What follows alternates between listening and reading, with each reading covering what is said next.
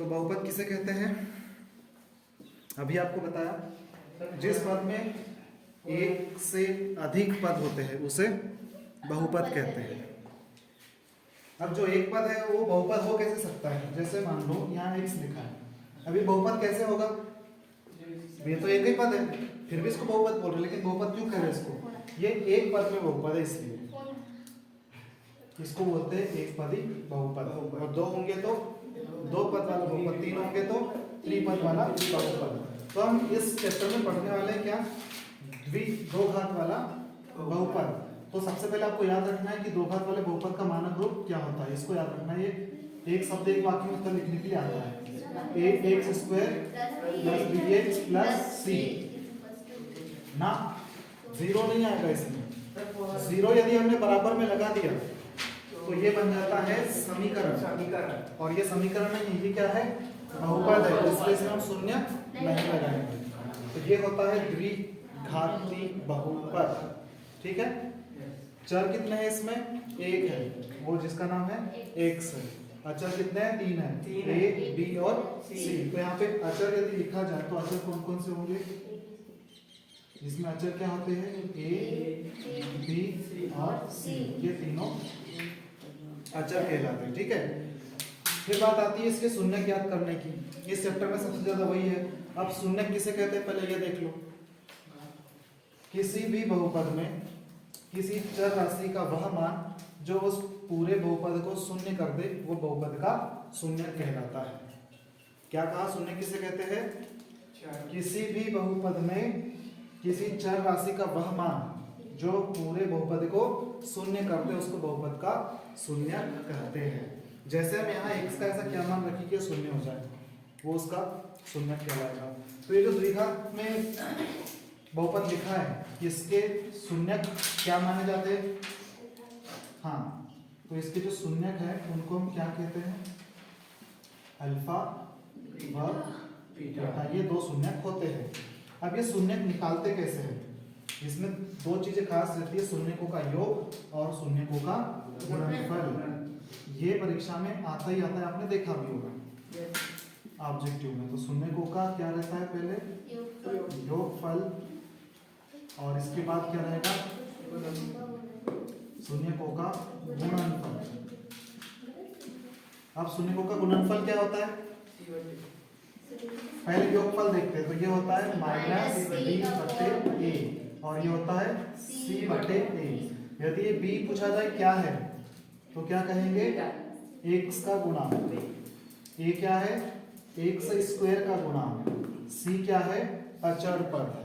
ठीक है, तो ये दो चीजें हो गई। और एक आखिरी चीज, सूत्र अल्फा और बीटा का योगफल गुणनफल दिया रहेगा, उसे समीकरण नहीं बहुपद बनाना है। उस बहुपद बनाने के लिए किसका प्रयोग किया जाता है? वो सूत्र आपको याद रखने की जरूरत है।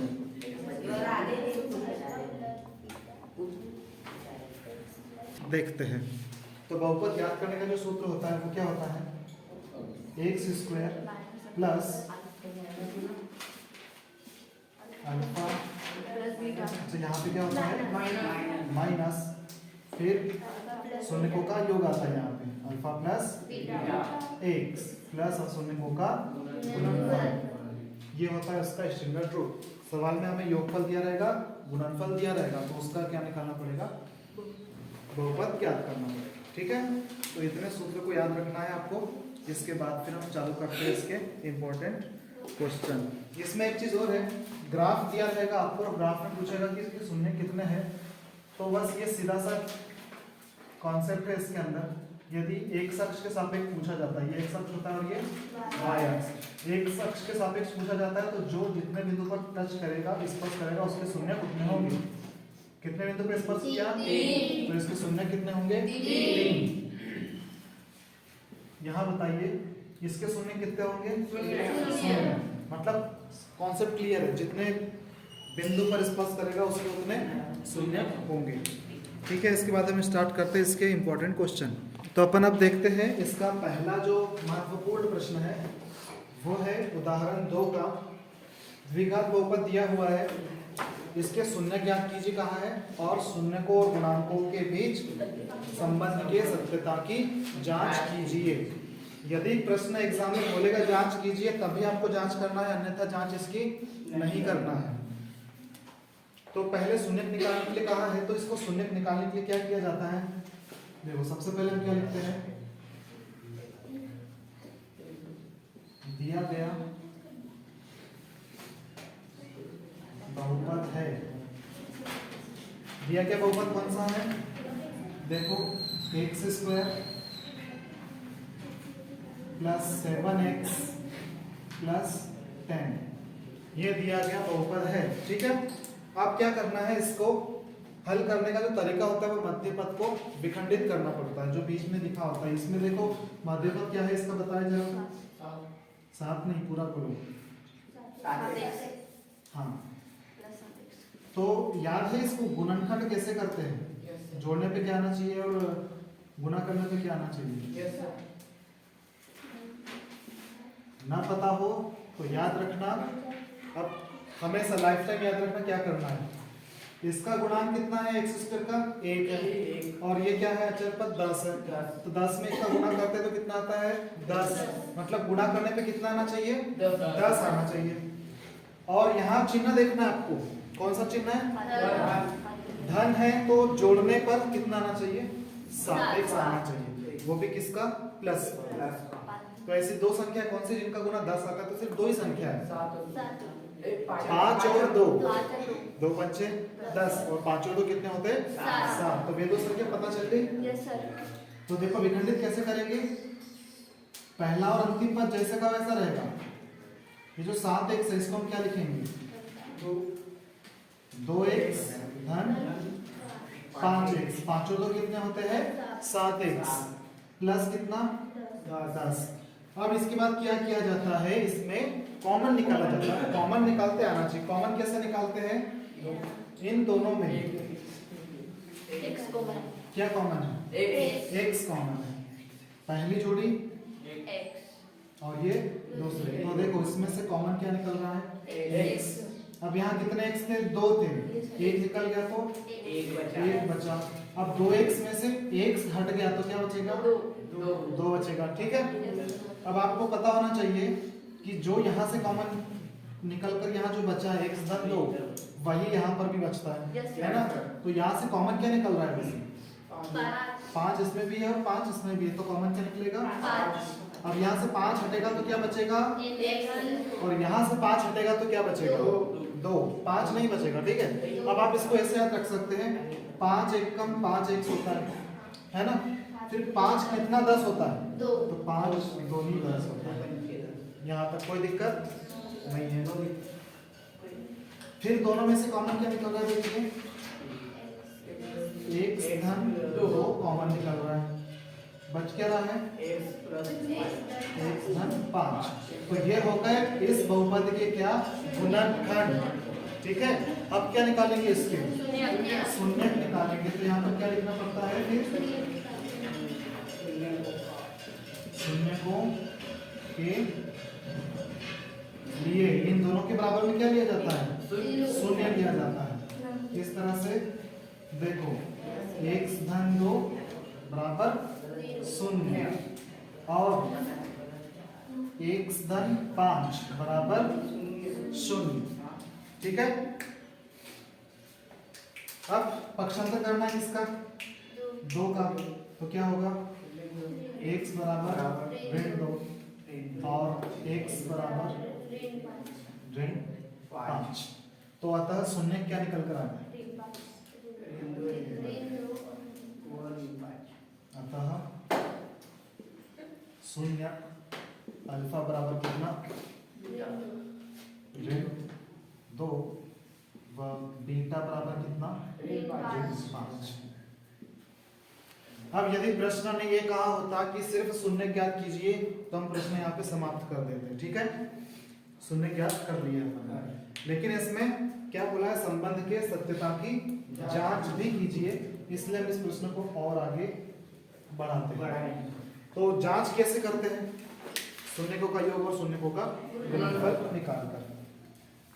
तो हेडिंग क्या डालना पड़ता है फिर यहाँ अपने को, संबंध के किसकी जांच, सत्यता की जांच। मतलब ये संबंध सही है या नहीं है, ये देखना होता है। तो उसके लिए पहला पॉइंट क्या किया जाता है,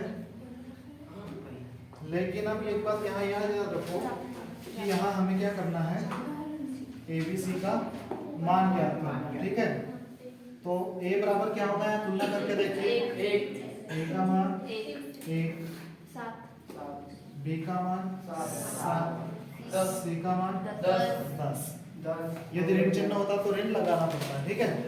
अब सत्यता की जांच के लिए क्या किया जाता है, सबसे पहले शून्यकों का योगफल। अब ये बताओ शून्यकों का योगफल, यहाँ पे आप चाहे तो हिंदी में भी लिख सकते हैं या फिर डायरेक्ट सूत्र भी लिख सकते हैं। पहला सवाल है, अच्छे से समझाना है, बोर्ड में आपको जिस तरह से लिखना है तो मैं आपको पहले सूत्र लिख के बताता हूँ। क्या लिखते हैं यहाँ पे, ऋण, और यहाँ कोष्टक में क्या लिखा जाता है, x का गुणांक लिखा जाता है, और बटे में क्या लिखा जाता है, ये x स्क्वायर का गुणांक लिखा जाता है, x स्क्वायर का गुणांक, ठीक है। यहाँ तक कोई दिक्कत है किसी को? नहीं है कोई दिक्कत। अब शून्यकों का योगफल क्या होता है बेटा, योगफल मतलब अल्फा धन बीटा, और ऋण की जगह ऋण और b के स्थान पर अभी b रखेंगे, और x स्क्वायर का जो गुणांक होता है वो क्या होता है, a होता है। ये x का गुणांक और ये x का गुणांक है। अब देखिए अल्फा धन बीटा, अल्फा का मान क्या निकला है, ऋण 2, बीटा का मान क्या निकला है, ऋण 5। तो उसका मान रखेंगे अल्फा की जगह ऋण 2, धन बीटा की जगह ऋण 5। ऋण है इसलिए इसको कोष्टक में लगाएंगे। फिर यहाँ ऋण b का मान देखिए क्या है, 7 है, तो यहाँ पर 7 लिखेंगे। और a का मान कितना है, a का मान देखो कितना है, 1 है, इसलिए यहाँ पर क्या लिखेंगे, 1 लिखेंगे, ठीक है। अब कोष्टक खोलते हैं इसको, तो ऋण 2 और ऋण 5, ऋण धन क्या होता है, ऋण बराबर ऋण 7। अब बताओ इसको, ये जुड़ेगा या घटेगा, जुड़ेगा। जब चिन्ह समान होते हैं तो हमेशा जुड़ता है। तो ऋण 2 और ऋण 5, ये होगा ऋण 7 होगा, सही। और उधर में कितना लिखा हुआ है, ऋण 7, बोलो बराबर आया। इसका मतलब ये पहला संबंध क्या है, सत्य। इसके बाद कौन सा देखते हैं, दूसरा क्या करना होता है, दूसरा होता है शून्यकों का गुणनफल। अब यहाँ भी एक बार सूत्र लिखते हैं हिंदी में, क्या होता है शून्यकों का गुणनफल। उसके लिए सबसे पहले अचर पद लिखा जाता है ऊपर, अचर पद, और उसमें तो बटे में वही रहता है जो यहाँ रहता है। यहाँ क्या होता है, x स्क्वायर का गुणा। अब बताओ गुणनफल मतलब क्या करना पड़ेगा, अल्फा इंटू बीटा। तो ये हो गया अल्फा इंटू बीटा। चलो यहाँ बताओ क्या होगा, अचर पद क्या है, अचर पद क्या है ABC में से, पहले सूत्र लिखेंगे c बटे a, alpha into beta. Alpha का और बीटा का मान देखिए क्या है, अल्फा का मान कितना है, ऋण 2, ठीक, गुणित बीटा का मान ऋण 5, बराबर c का मान देखो कितना है, 10 है। तो ये लिखेंगे पहले यहाँ 10 बटे 1। अब गुणा करेंगे, ठीक है। तो जब हम चिन्ह देखते हैं तो पहले अंकों का गुणा करने के पहले चिन्हों का गुणा करना पड़ता है, ठीक है। तो यहाँ पे क्या चिन्ह है, ऋण का है, और यहाँ पे चिन्ह किसका है, ऋण का है। ऋण का गुणा धन होता है, और पास में कितना हो जाएगा ये 10, और 10 से कम 10, क्या ये बराबर है। तो ये दूसरा संबंध भी सत्य है, ठीक है।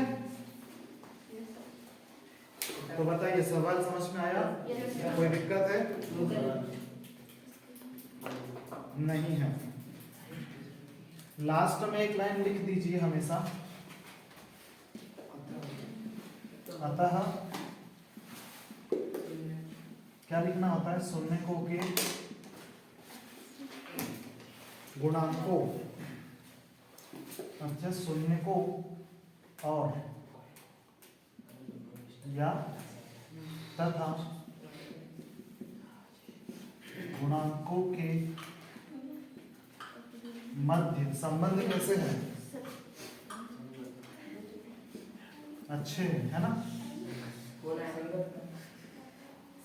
संबंध सत्य है। ठीक है,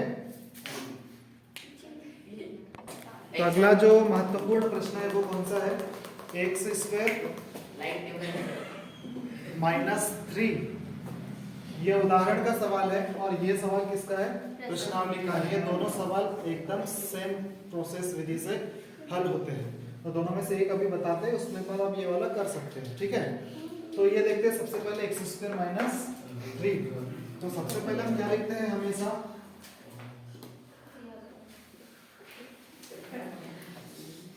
दिया गया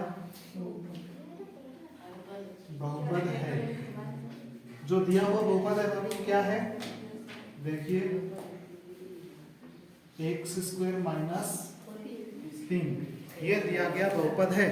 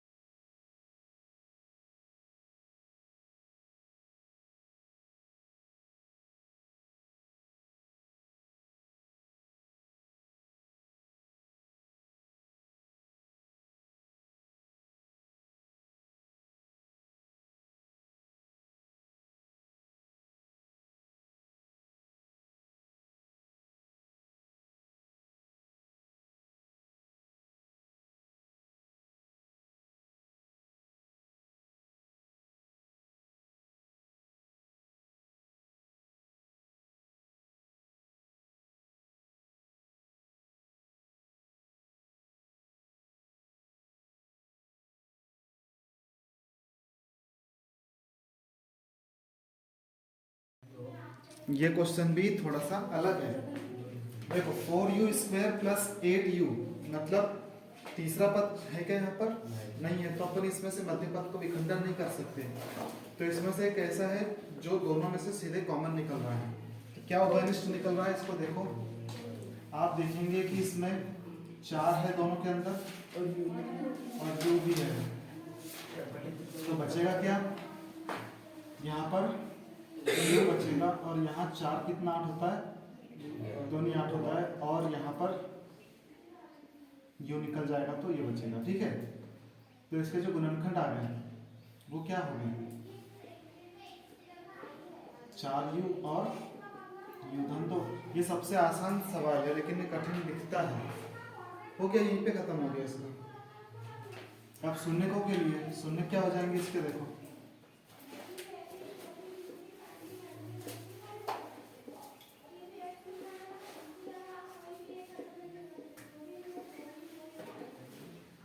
शून्य को के लिए क्या करना होता है, दोनों के बराबर में शून्य लिखना पड़ता है।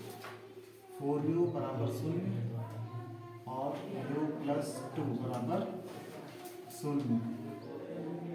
तो u का मान क्या आ जाएगा, यहाँ से 4 शून्य में जाएगा तो कितना होगा, 0 हो जाएगा, और यहाँ पर ऋण 2। तो शून्य क्या आ गया, अतः शून्य अल्फा बराबर 0 और बीटा बराबर ऋण 2 है। तो ये इसके निकल गए शून्यक। इसके बाद यदि जांच करने के लिए कहा जाएगा तो जांच तो कर ही सकते हैं ना, शून्यकों का योग और शून्यकों का गुणनफल। यदि जांच करने के लिए आएगा तो उसकी जांच भी कर लें, करके बताना है क्या, ये कर सकते हैं, इसकी जांच कर सकते हैं।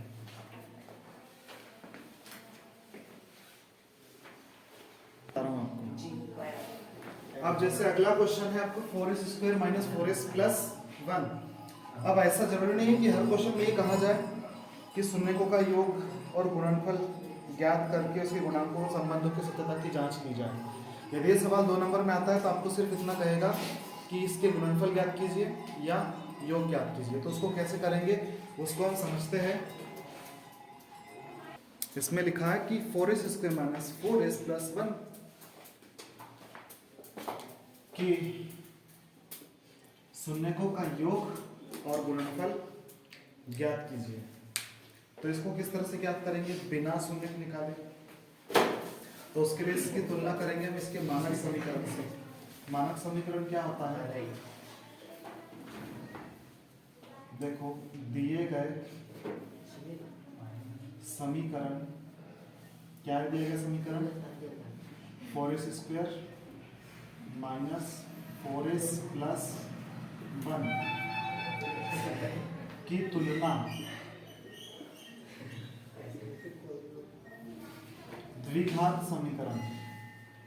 द्विघात समीकरण का स्टैंडर्ड रूप क्या होता है, द्विघात समीकरण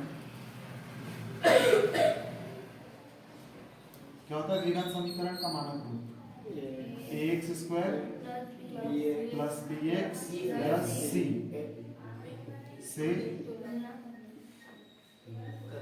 करने पर। अब इसे जब तुलना करते हैं तो a, b और c के मान निकलते हैं। क्या निकलेंगे बताओ, a का मान क्या होगा, यहाँ a बराबर b बराबर और c बराबर क्या होगा, a का मान बोलो 4, b का ऋण 4 और c का 1 होगा। ठीक, अब यहाँ शून्यक निकालने की जरूरत नहीं है, शून्यकों का योग ज्ञात करना है। तो शून्यकों के योग का सूत्र लिख देंगे डायरेक्ट। यहाँ पर क्या होता है, शून्यकों का योग बराबर होता है ऋण b बटे a। ठीक है, तो b बटे a ऋण और ऋण 4। ठीक है, ये ऋण पहले का है, b का मान ऋण 4 और बटे ए का मान कितना है 4 है। इसको कैंसिल आउट कर कोष्टक खोलेंगे तो क्या होगा ऋण और ऋण धन बन जाएगा और 4/4 आ जाएगा। तो 4 से 4 कट जाएगा तो कितना आ जाएगा तो शून्यकों का योग कितना है भाई 1 है। कोई दिक्कत यहाँ तक नो दिक्कत। आप क्या निकालेंगे इधर आगे निकालते हैं और गुणनफल याद है कि नहीं शून्यकों का गुणनफल ये एकदम याद हो ही जाना चाहिए क्योंकि ऑब्जेक्टिव में पूछता है। ये क्या होता है c/a होता है। तो c का मान देखो कितना है 1 है तो c के स्थान पर 1 लिखेंगे और a का मान देखो कितना है 4 है तो इसके स्थान पर 4 लिखेंगे। हो गया ये यहीं पे खत्म। तो शून्यकों का योग 1 तथा शून्यकों का गुणनफल 1/4 है। बस अंत में आप लिख दीजिएगा यहाँ पे अतः शून्यकों का योग 1 तथा शून्यकों का गुणनफल 1/4 है। तो इस तरह के कोई भी क्वेश्चन आए जिसमें यदि ये कहा जाता है कि शून्यकों का योग और शून्यकों का गुणनफल ज्ञात कीजिए तब आपको क्या करना है सीधे इसकी तुलना इससे कर देना है एबीसी के मान निकाल लेना है और इसके बाद में ये सूत्र लगा करके डायरेक्ट लिख देना है। अब ये से ये बहुपद लिखा या इसकी जगह कोई भी बहुपद आ जाए तो बस क्या करना है एबीसी के मान निकाल करके c/b/a में रख दो आंसर आ जाएगा। कब जब सिर्फ इतना कहा जाए कि शून्यकों का योग और उसका गुणनफल अकेला योग भी आ सकता है या अकेला गुणनफल भी आ सकता है दोनों भी आ सकते हैं। तो आपको इस विधि से करना है। और यदि ये कहा जाए कि इनके शून्यकों को ज्ञात कीजिए तो इसके पहले जो हमने क्वेश्चन किए शून्यकों को ज्ञात करने वाले गुणनखंड करके उस तरह से उसके गुणनखंड करके अल्फा और बीटा का मान ज्ञात करना पड़ेगा। ठीक है। और यदि ज्ञात करने के बाद जांच कीजिए बोला तो फिर वो पूरा करना पड़ता है जिसे मैं किया। तब अपन आगे देखते हैं बहुपद ज्ञात करने वाले सवाल। वाह बहुपद हमें इसका ज्ञात करना है। ये जो है चल बहुपद ज्ञात करना तो मान लेते हैं कि बहुपद कौन सा होगा। माना कि बहुपद क्या है ax² plus bx plus c। माना कि द्विघात बहुपद लिखना ठीक है। माना कि द्विघात बहुपद ये है जिसके शून्यक कौन कौन से होते हैं इसके शून्यक अल्फा व बीटा है। ठीक है ये मान लिया है। अब दिया क्या है वो लिखते हैं। उदाहरण 3 किया था इसके जैसा हमने। उदाहरण 3 में कौन सा था क्या दिया है ये जो कर्णी 2 है वो क्या है शून्यकों का योग है। ये जो कर्णी 2 है वो क्या है शून्यकों का योग है।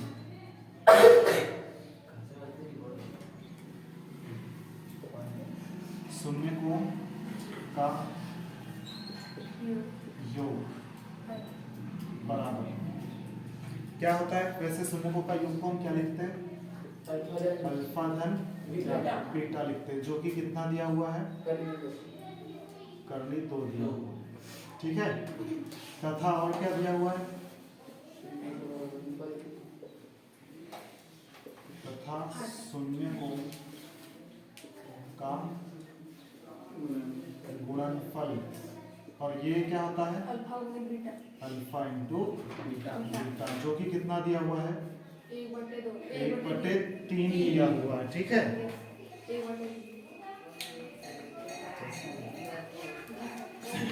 अब बहुपद ज्ञात करना है तो बहुपद क्या होगा उसका जो सूत्र होता है वो लिखेंगे पहले यहाँ पे।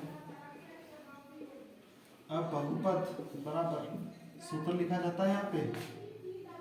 याद है सूत्र की भूल गए। देखो क्या होता है x² minus alpha plus beta x plus alpha into beta.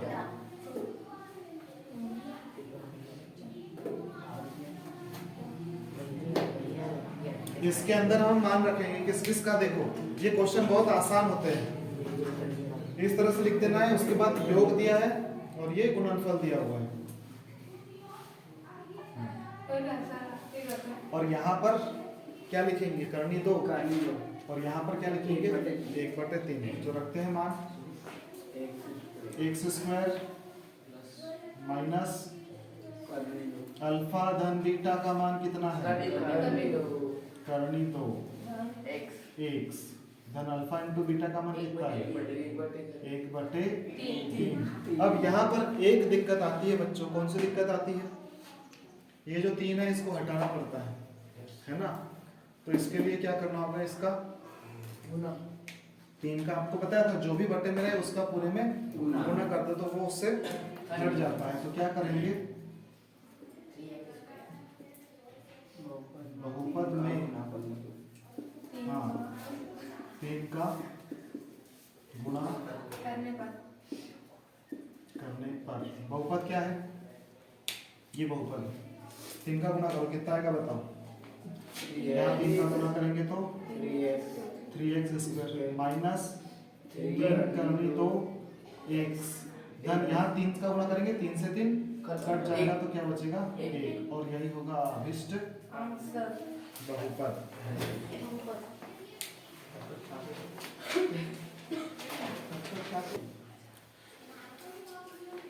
ये सबसे ज्यादा पर आने वाला क्वेश्चन है, ऋण 1/4 और 1/4।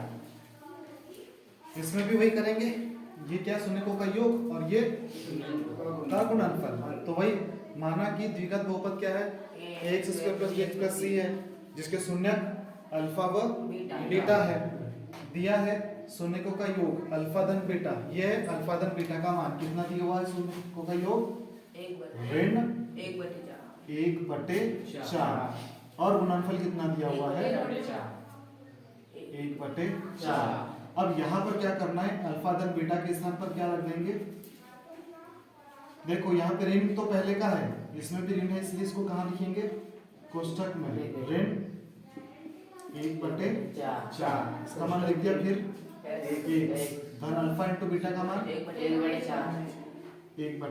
अब यहाँ क्या करना होगा, देखो पहले कोष्ठक खोलते हैं, x स्क्वायर ऋण और ऋण धन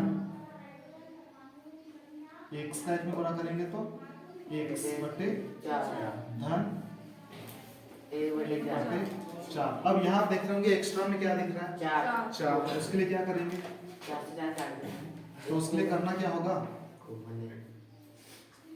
गुना करते हैं ना, बहुपद में किसका गुना करेंगे, 4 का गुना करने पर, और जैसे ही 4 का गुना करेंगे उससे क्या होगा, याद रखना जहां पर 4 है डिवाइड में वो 4 हट जाएगा, तो क्या हो जाएगा यहाँ पर x स्क्वायर, एक मतलब 4 का गुना करो पहले, यहाँ 4 का गुना करेंगे तो क्या हो जाएगा 4x स्क्वायर, प्लस यहाँ 4 का गुना करेंगे 4 से 4 कट जाएगा, क्या बचेगा x, यहाँ पे 4 से 4 कट जाएगा, क्या बचेगा 1, और यही होगा इसका अभिष्ट बहुपद।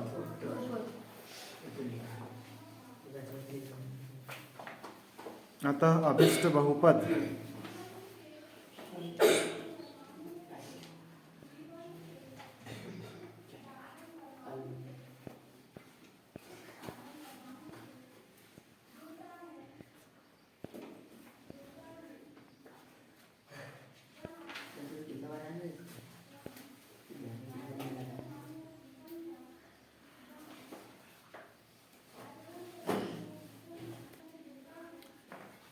अगला क्वेश्चन शून्य और करनी 5 है।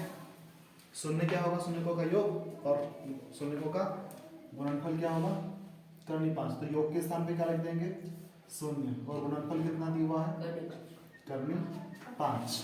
तो अभिष्ट बहुपद के लिए सूत्र लिख देंगे, और इसके बाद बोलो क्या करेंगे, इसके बाद अल्फा धन बीटा और अल्फा इंटू बीटा का मान रख देंगे। तो यहाँ पे क्या रहेगा x स्क्वायर माइनस है कि प्लस है, माइनस है तो माइनस, और अल्फा इंटू बीटा का मान 0x, धन अल्फा इंटू बीटा कितना है, अल्फा प्लस बीटा 0 था तो यहाँ 0 लिख दिया, और ये कितना है करनी 5 है तो करनी 5 लिख दिया। लेकिन यहाँ पर आंसर नहीं है, कभी हमने देखा 0x लिखा हुआ, तो 0x मतलब क्या हो जाएगा x स्क्वायर माइनस, ये तो खत्म हो गया, क्या बचा प्लस करनी 5। तो ये क्वेश्चन ज्यादा आसान होते हैं जिसमें बटे में कुछ नहीं लिखा होता है, क्योंकि यहाँ हटाना नहीं पड़ता, गुना नहीं करना पड़ता, सीधे आंसर आ जाता है। ठीक है, आप कोई भी क्वेश्चन देंगे तो बन जाएगा इस तरह का। Yes sir. ठीक है, तो आज इसके साथ अध्याय होता है अपना 2 समाप्त। स्टार्ट करेंगे अध्याय 3।